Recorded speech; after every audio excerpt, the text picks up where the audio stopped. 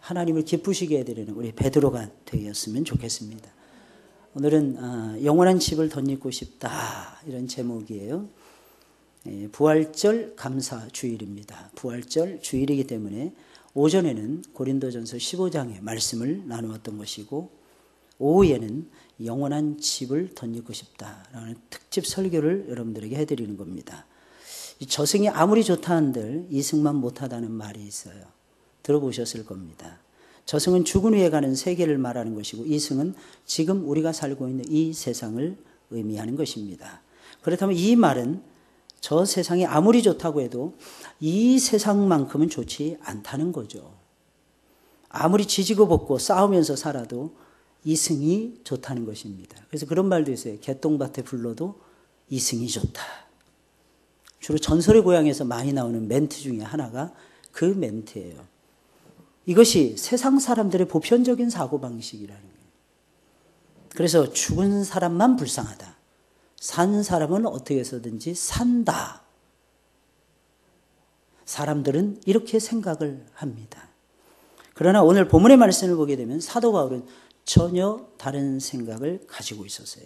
그럼 그렇게 생각하지 않았어요. 오히려 이 세상보다 저 세상이 훨씬 더 좋다. 부럽다, 이런 표현이 딱 맞을 거예요. 저 세상에 먼저 간 사람이 부럽다. 잘 이해가 안 가는 대목이죠. 우리는 이 세상에 볼거리도 많고 먹거리도 많고 흥미거리도 많고 게임거리도 많고 이 세상이 좋은 것처럼 착각을 해요.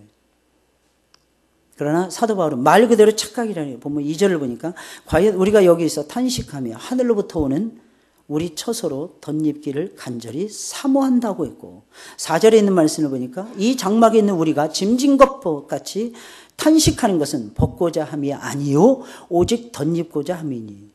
보통 그러잖아요. 우리가 영원히 육신의 장막을 벗어 던진다, 이렇게 많이들 생각을 하잖아요. 그게 아니라 영원한 집이 와서 우리의 육체를 삼킨다, 우리의 영혼을 덧입힌다, 이런 뜻입니다. 지금 우리가 입고 있는 이 육신의 장막집 위에다가 하늘에 있는 영원한 집을 덧입고 저 영원한 나라에서 영원히 살고 싶다는 것입니다.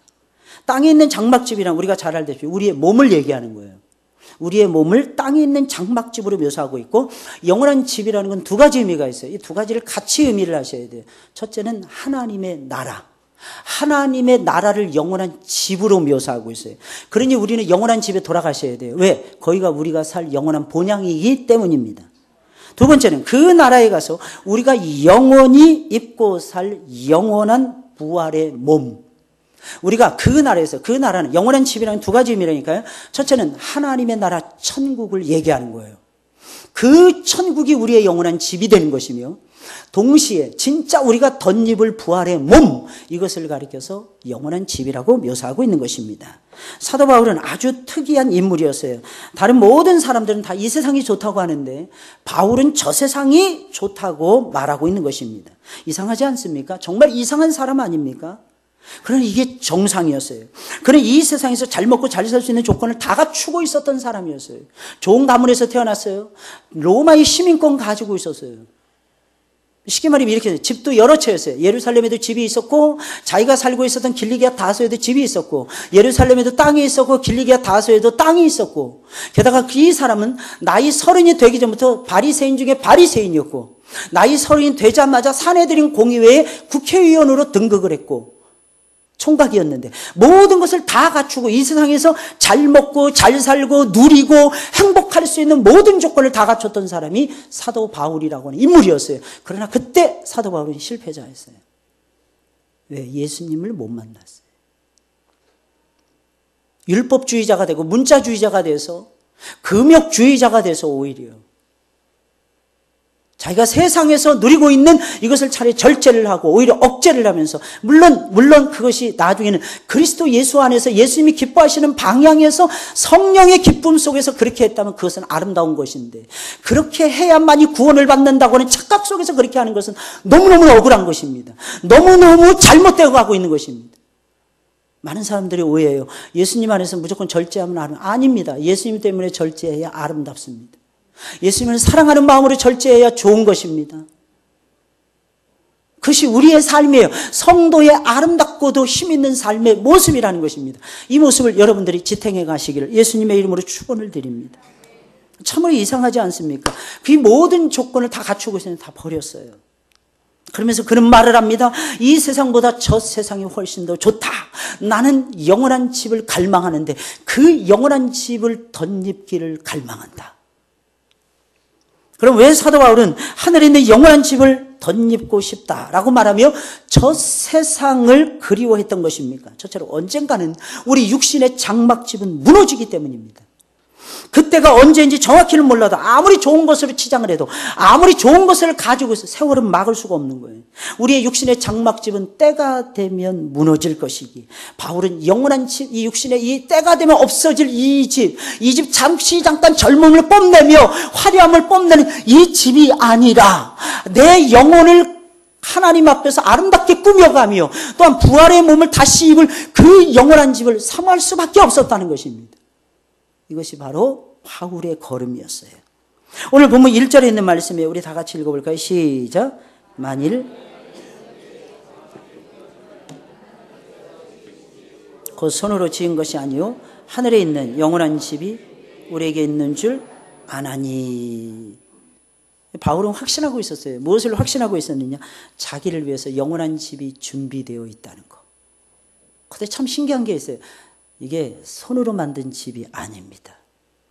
사람이 손으로 만든 집도 디자인 멋지게 꾸미고 재료 좋은 거 잘 쓰고 이러면 그렇게 아름다울 수가 없어요. 그래서 대부분 보면은 집 구경을 많이 갑니다. 집 구경. 좋은 집, 멋있는 집, 외국에 가면 진짜 많아요.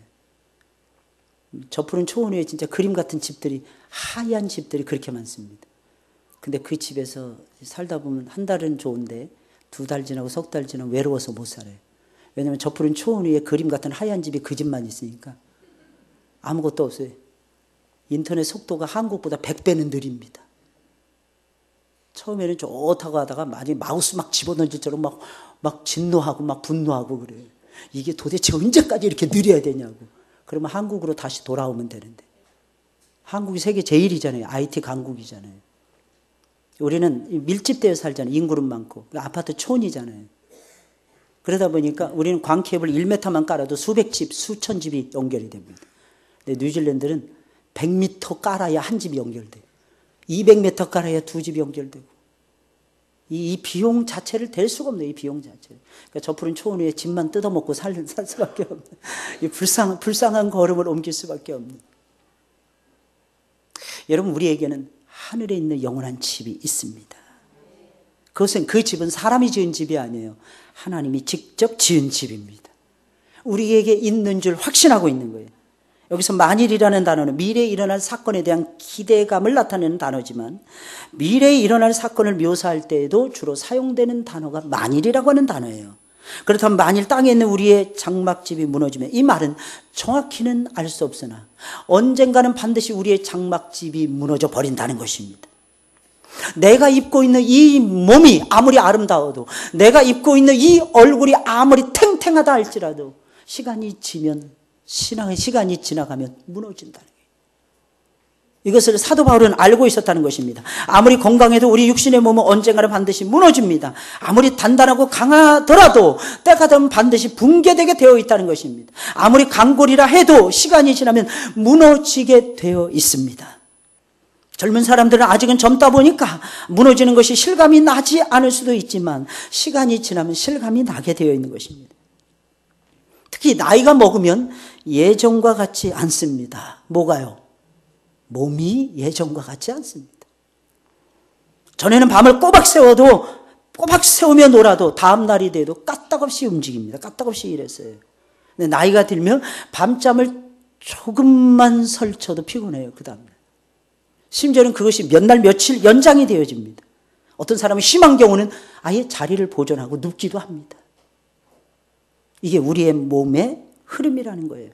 아무리 건강한 사람도 만 25세가 넘어가면 몸에서 노화 현상이 시작이 된다고 합니다. 의학적으로 증명이 되고 있대요. 이 가운데 만 25세가 안 되신 분들 계십니까? 조금만 기다리시면 노화 현상이 일어날 것입니다. 할머니, 할아버지가 돼야만이 노화 현상이 일어나는 것이 아니라 만 25세가 딱 되면 그때부터 머리부터 발끝까지 다 노화가 이루어진대요. 이 자리에 앉아있는 분들 중에서 만 25세가 넘은 분들은 정말 미안하지만 이미 여러분들의 몸은 노화 현상이 시작이 된 것입니다. 그러니 때가 되면 어떻게 되는 거예요? 무너지는 거예요. 이게 우리의 몸입니다. 시간이 많이 남아있을 것 같죠? 이 땅에서 찬송 부르고 예배드리고 하나님 말씀 배우고 시간이 많을 것 같죠? 절대로 많지 않습니다. 30 운동을 벌이고 있잖아요. 혹시 30분 동안 여러분들 예배드리며 말씀 보고 있습니까? 30분 동안 기도하고 계십니까? 30분 동안 열심히 전도하고 계십니까? 오늘까지 등록한 사람이 9명이에요, 우리 교회. 지난 3개월 동안 이 많은 분들이 단 한 명도 평균적으로 전도를 못했다는 뜻입니다. 딱 9명 전도했어요. 9명. 9명 인도했어요. 9명. 이것은 여러분들에게 제가 이 말씀을 드리는 것은 죄송하지만 여러분들을 부끄럽게 하기 위해서 이 말씀을 드리는 겁니다. 부끄러워하셔야 돼요. 과연 우리는 30 운동 정기에 가고 있습니까? 수많은 그리스도인들은 예수님 만난 이후에 어떻게 했습니까? 그들이 살든지 죽든지 그들의 몸에서 예수 그리스도만이 존귀하게 드러나기를 소망했어요. 그래서 뭐 했어요? 전도했어요. 우리가 살아가는 이유는 전도하기 위해서 사는 거예요. 영혼을 살리기 위해서 우리는 지금 숨쉬고 호흡하며 맛있는 음식을 먹고 있는 것입니다. 그뿐만이 아니에요. 우리가 입고 있는 이 육신의 장막은 장막이라 그랬어요. 장막이라는 말은 영어로 말하면 텐트를 얘기하는 것입니다. 텐트로 지은 집과 같아서 얼마나 연약한지 몰라요.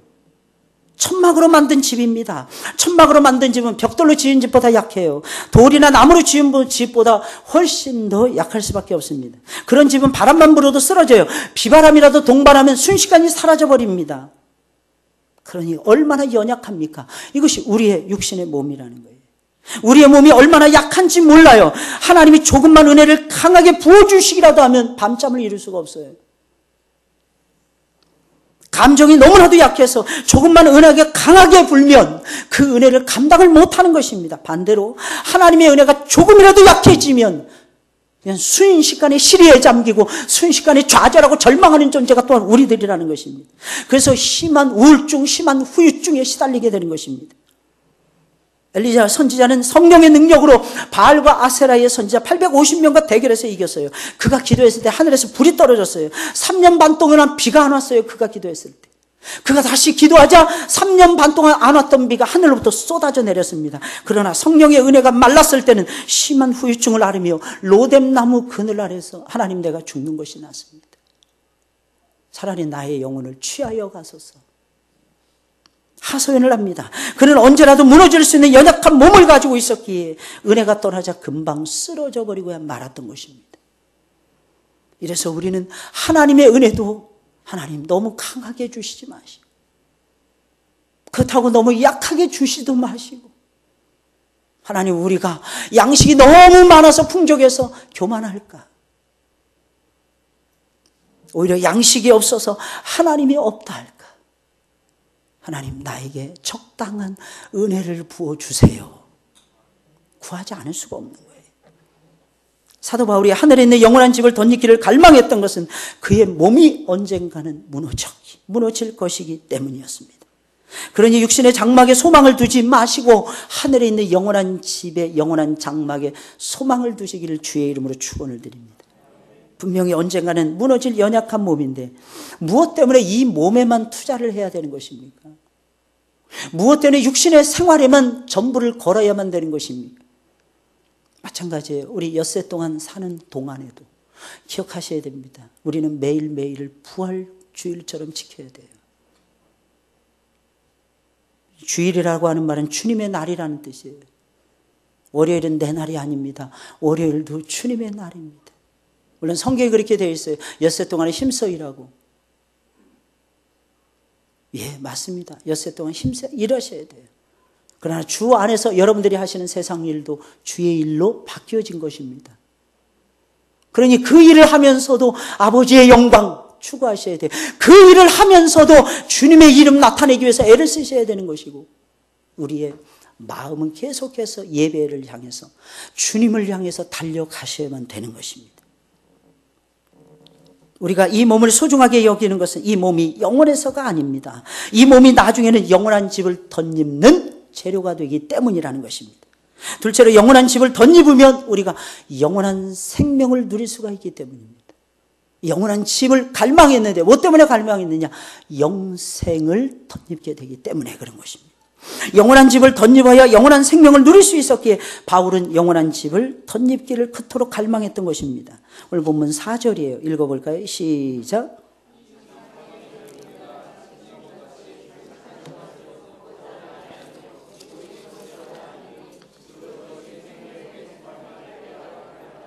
아멘. 많은 사람들이 죽음을 오해를 합니다. 원래 죽음은 잘 들으셔야 돼요. 우리 안에 있는 영혼이 우리의 육체를 떠나가는 것을 이거 육체적 죽음이라고 얘기해요. 그러나 사실은 죽음의 본질은 그게 아니에요. 지금 자신이 입고 있는, 바울은 짊어지고 있는 육신의 장막을 벗기를 원했던 것이 아닙니다. 이렇게 생각하시면 돼요. 거추장스러운 육신의 장막 벗어던지고 하늘을 향해서 훨훨 날아가는 것이 죽음이다. 아닙니다. 성경은 그렇게 묘사하고 있지 않아요. 죽을 몸에다가 하늘에 있는 영원한 집을 덧입는 것이 죽음이라고 했어요. 그리스도인들의 죽음은 생명을 잃는 것이 아닙니다. 육신을 벗어 던지는 것이 아닙니다. 하늘에 있는 영원한 생명을 덧입는 것입니다. 그리고 영원한 생명에게 우리의 죽을 사망이 삼켜지는 것입니다. 혹시 죽는 순간을 떠올려 보신 적이 있습니까? 어떤 모습으로 죽든지 죽음의 순간은 고통스러운 순간이 아닐 수가 없을 것입니다. 사고로 죽든지 총에 맞아서 죽든지 고문을 당해서 죽든지 자연사에서 죽든지 역시 죽음은 우리 인간이 생각해보면 끔찍하고 두려울 수밖에 없더라는 것입니다. 그러니 고통스러울 수밖에 해요. 그런데 사도 바울은 그렇게 묘사하고 있지 않습니다. 우리 그리스도인이 죽을 때는 잘 들으셔야 됩니다. 영원한 생명이 우리의 죽을 것을 삼킨다고 묘사하고 있어요. 이 말이 무슨 말이겠습니까? 이 세상에서 고통스럽게 숨이 끊어진 이후에 저 세상에서 다시 살아나는 것이 아니라는 것입니다. 이 말은 숨이 끊어지려고 할 때 바로 곧바로 영원한 생명에게 내 죽을 몸과 영혼이 삼켜진다는 뜻인 것입니다. 다시 말씀드리면 고통스럽게 죽었다가 우리가 하늘 날아가서 다시 살아나는 것이 아니라 죽기 직전에 하늘에 있는 영원한 생명이 죽어가고 있는 내 영혼과 육체를 순식간에 삼켜버린다는 것입니다. 다시 말씀드려서 숨이 넘어가기 직전에, 숨이 넘어가는 바로 그 순간에 하나님께서 하늘에 있는 영원한 생명을 우리에게 보내주셔서 그 영원한 생명이 죽어가는 우리의 육체의 생명과 우리의 육체의 영혼과 우리의 육체를 삼켜버려서 죽음의 고통이 나를 이기지 못하도록 해주신다고 하는 뜻인 것입니다. 그러니 어찌 영원한 집을 덧입기를 소망하지 않을 수가 있겠습니까? 죽음이라는 것은 딴 것이 아니에요. 물론 맞습니다. 우리의 영혼이, 다시 한번 설명드려요. 우리의 육체를 떠나가는 것이 죽음입니다. 육체와 영혼이 분리가 되는 거예요. 그런데 알아야 되는, 이 직전에, 이 분리되기 직전에 하나님의 영원한 생명이, 하나님이 예비하신 영원한 생명이 우리의 육체의 사망의 직전에 있는 우리의 육체와 우리의 영혼을 더 씌워준다는 거예요. 그 영원한 생명이 더 씌워주는 것을 가리켜서 사도 바울은 설명하길 그리스도의 죽음이라고 묘사하고 있는 것입니다. 그러니 사도 바울은 죽음을 두려워하지 않았어요. 이 놀라운 진리를 가슴으로 믿는 사람들은 죽음을 두려워하지 않을 수가 있습니다. 모든 사람들은 다 죽음 앞에서 겁을 내요. 예외가 없더라고요. 그래서 어느 장로님이 돌아가실 때 목사님이 가셔서 임종 예배를 드리면서 그랬다잖아요. 장로님, 예수님 믿으십니까? 예, 예수님을 압니다. 장로님, 예수님을 믿으십니까? 예, 예수님을 압니다. 장로님, 예수님을 믿으십니까? 그 장로님 나중에 화를 버릇 내면서 내가 예수님을 안 되니까요. 그랬다잖아요. 이게 믿음이라는 게 하나님의 선물이거든요. 저는 목사님들의 임종도 많이 봤어요. 목사님들이 돌아가시기 전에 다 두려움에 빠져 있더라고요. 찬송을 보세요. 나의 생명 되신 주님 앞에 나아갑니다. 우시더라고요. 날마다 날마다 주를 찬송하겠네. 주의 사랑의 줄로 나를 굳게 잡아 매소서. 두려움이 거치고 환한 천사의 얼굴로 바뀌시더라. 믿으십니까? 믿습니다. 아멘 그러시는 거예요. 여러분들에게 물어본 거 아닌데 믿으십니까? 아멘. 아멘도 아무나 할 수 있는 것이 아니에요. 영원한 생명이 자신을 덧입는다는 것을 아는 사람은 아멘 하게 되어 있어요. 왜? 말씀을 믿으니까요. 그리스도인의 죽음은 생명을 잃어버리는 것이 아니라니까요. 고통스럽게 죽었다가 다시 살아나는 것이 아니라니까요. 죽기 직전에 하늘에 있는 영원한 생명이 나의 육체와 나의 영혼을 감싸준다니까요. 다시 한번 덧입혀 준다니까요. 그러니 영원한 집을 갈망하지 않을 수가 없었던 것입니다. 그러니 어찌 죽음을 두려워하겠습니까? 그래서 바울은 호통을 치는 거예요. 사망을 향해서. 고린도전서 15장 55절 56절의 말씀을 보면 사망아 너의 이기는 것이 어디 있느냐? 사망아 너의 쏘는 것이 어디 있느냐? 너의 쏘는 것은 죄요 죄의 권능은 율법이니라. 내가 나를 감히 쏘아서 죽일 수가 있겠느냐? 못 죽인다는 것입니다. 이유는 무엇입니까? 나에게는 영원한 집이 예비되어 있더라는 것입니다. 사망한 제 아무리 나를 삼키기 위해서 다가온다 할지라도 너 역시도 하나님의 영원한 생명에 삼켜진 바 될 것이니 너 역시도 하나님이 부어주시는 영원한 생명에 새롭게 삼켜진 바 될 것이니 사망아 내가 나를 이길 수 없느니라. 영원한 집을 덧입게 되면 하늘의 영원한 생명을 누리게 되는 것입니다. 그 영원한 생명은 우리가 죽은 다음에 얻어지는 것이 아니에요. 죽은 다음에 얻게 되는 것이 아닙니다. 죽기 직전에 하나님이 선물로 주시는 것입니다. 그래서 바울은 그 영원한 생명을 덧입기를 내가 사모한다 외치고 있는 것입니다. 그럼 바울은 어떻게 해서 자신에게 영원한 생명이 덧입혀진다는 것을 알았을까요, 여러분들? 어떻게 해서 그것을 알고 장담할 수가 있었던 것입니까? 하나님께서 그것에 대한 보증으로 성령을 부어주셨기 때문입니다. 오늘 본문 5절에 있는 말씀이에요. 우리 다 같이 읽어볼까요? 시작.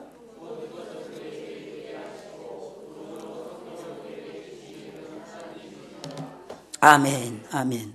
여러분 성령님께서는 보증이 있어요. 보증. 우리가 믿는데 성령이 없이는 못 믿어요. 우리가 주님을 따라가는데 잘 들으셔야 됩니다. 열심히 성실하게 나는 원래 진실하고 성실한 사람이기 때문에 예수님 잘 믿습니다. 이렇게 장담하시지 마세요. 그랬다가 넘어진 사람이 베드로였어요. 12명의 제자들 가운데 탑 클래스, 최고의 믿음의 탑 클래스에 올라 있었던 사람이 베드로였어요. 그랬던 베드로가 예수님을 부인하잖아요. 자기의 믿음을 믿어서는 안 돼요. 우리는 예수님을 믿어야 되는 거예요. 예수님을. 특히 예수님의 영을 믿으셔야 돼요. 예수님의 영이 내 안에 들어오기 때문에 내가 지금도 예수님을 부인할 수 없는 거예요. 말씀을 가만히 듣다 보면요. 세상하고는 완전히 달라요. 어떤 사람은 이런 충동들도 일어날 수 있어요. 하나님 왜 이런 말씀을 나에게 들려주십니까? 미국에 가면 시카고에 유명한 교회가 있는데 그 교회는 강대상 앞이 방탄유리로 되어 있어요. 왜 방탄유리로 되어져 있느냐? 목사님을 보호하기 위해서 장로님들이 설치를 했답니다. 목사님 평생 죄에 대해서 막 선지자적인 설교만 계속 떠들어요. 강대상에서 계속 쏟아지는 말씀이 성도들로 하여금 긴장하게 만들고 미치고 환장하게 만들었다는 거 아닙니까? 근데 어느 날 한 젊은이가 총을 소유하고 예배를 드리고 있다가 도저히 못 듣겠다고 목사님을 향해서 총질을 해댄 거예요. 그때 장로님들이 깜짝 놀란 거예요. 이러다가 우리 목사님 돌아가시겠다고. 그래서 목사님을 보호하기 위해서 장로님들이 방탄유리를 설치했답니다. 여러분 하나님 말씀은 이 세상의 논리하고는 안 맞습니다. 그러나 안 맞는데 하나님의 논리에는 맞는 거예요. 신적 논리에는 맞는 것입니다. 근데 놀라운 사실은 그 신령한 논리를 따라가게 되면 영생에 이르게 된다는 거예요. 영생. 왜? 우리에게 보증으로 성령을 주셨기 때문에. 하나님의 신령한 말씀이 우리에게 쏟아질 때 그때 우리의 영혼은 살아나요. 우리의 영혼은 기뻐해요. 왜? 우리 안에 성령이 계시기. 우리의 겉사람은 싫어할 수 있어요. 우리의 속사람은 좋아한다는 것입니다. 그래서 성령으로 보증을 주셨다는 거. 그러니 어찌 우리가 하늘에 있는 영원한 집을 사모하지 않을 수가 있겠습니까? 마지막 세 번째로 영원한 집을 덧입으면 주님과 함께 영원히 살 수 있고 더 나아가서는 하나님을 최고로 기쁘시게 해드릴 수가 있기 때문입니다. 오늘 본문 6절부터 10절까지의 말씀이에요. 다 같이 한 목소리로 읽어보겠습니다. 시작. 우리가 항상 담대하여 몸에 거할 때에는 주와 따로 거하는 줄을 아노니 이는 우리가 믿음으로 행하고 보는 것으로 하지 아니함이로라. 우리가 담대하여 원하는 바는 차라리 몸을 떠나 주와 함께 거하는 그것이라. 그런즉 우리는 거하든지 떠나든지 주를 기쁘시게 하는 자 되기를 힘쓰노라.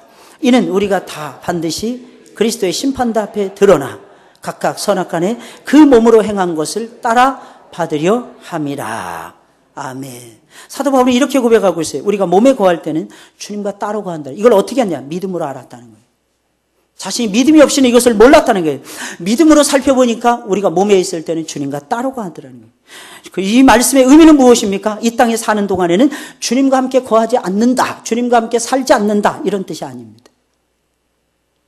이 말씀의 의미는 주님과 함께 거하기는 하지만 주님을 잊어버리고 살 때가 많다는 거예요. 주님을 24시간 내내 기억하며 살아야 되는데 우리가 주님을 잊어버리고 살 때가 많다는 것입니다.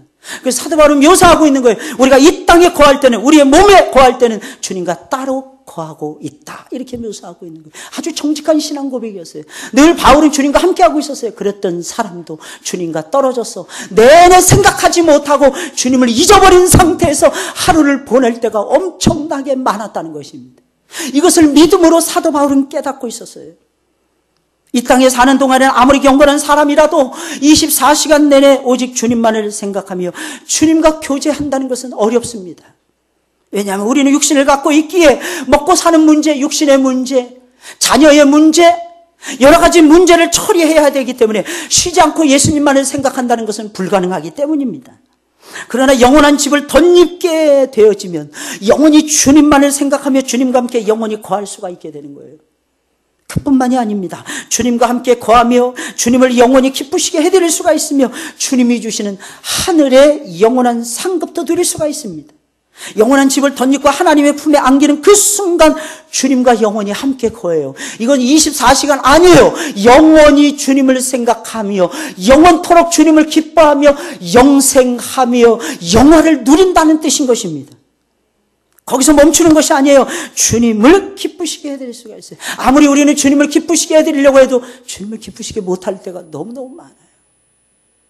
근데 영원한 집을 딱 잊고 영원한 생명을 누리면서 하나님 품에 가게 되면 우리 주님을 영원 무궁토록 기뻐하며 주님을 기쁘게 해드릴 수가 있는 것입니다.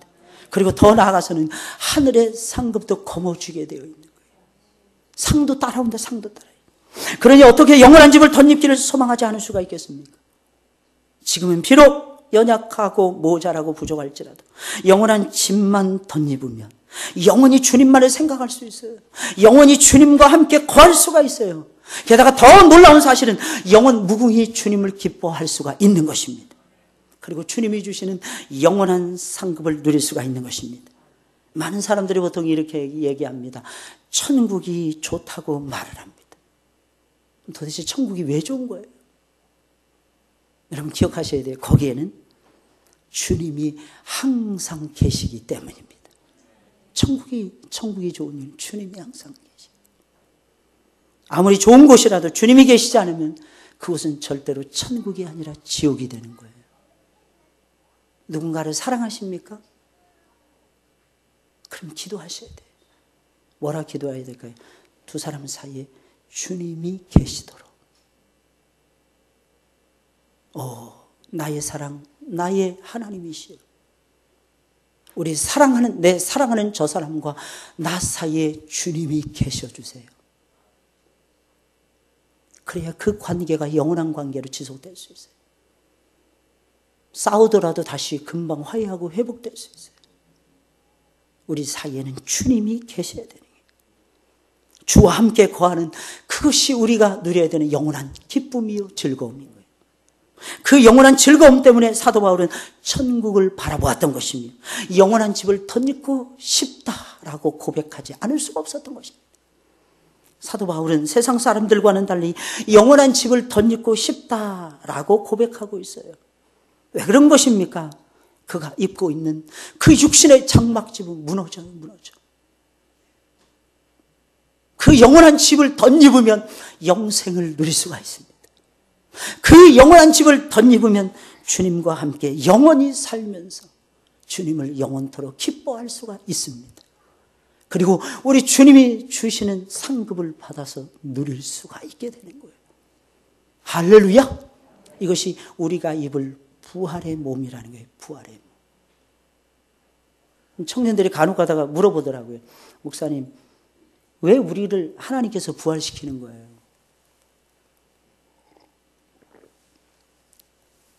그냥 영혼만 들어가도 되는데 왜 마지막 날에 우리 육신을 살리는 겁니까?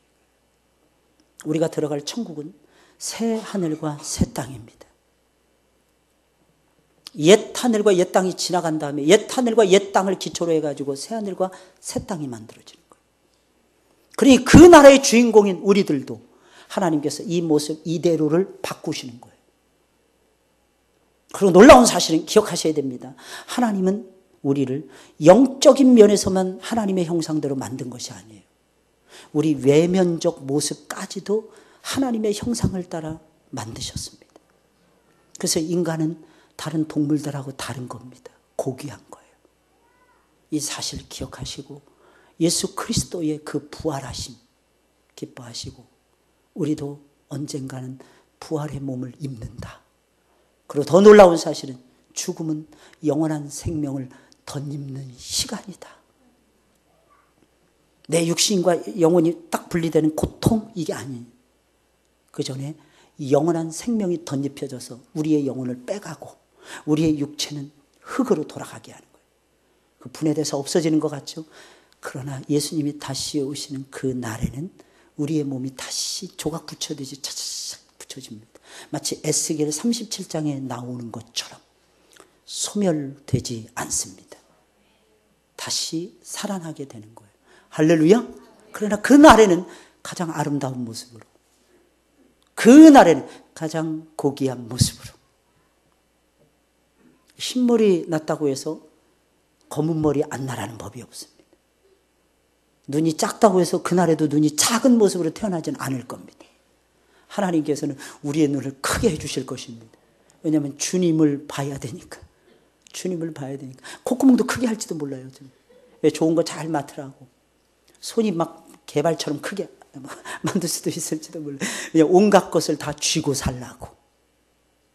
그러나 우리의 모습을 하나님께서 부활시킨다는 거. 할렐루야.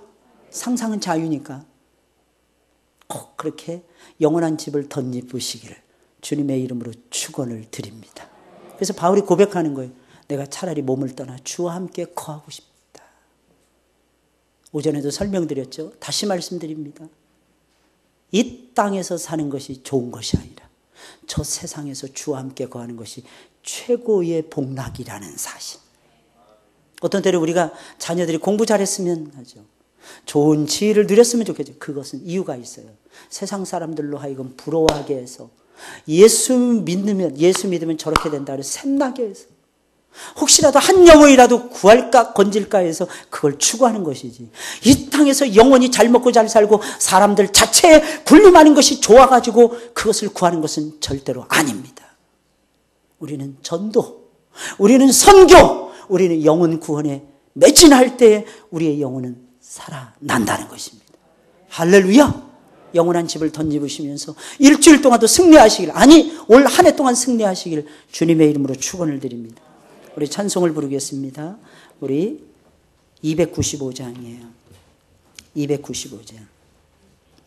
찬송가 295장입니다. 예배 끝난 다음에 우리 장로님들은 긴급 당회가 있으니까 당회실로 바로 모여주시면 감사하겠습니다. 후일에 생명 그칠 때 우리 찬송 부르겠어요.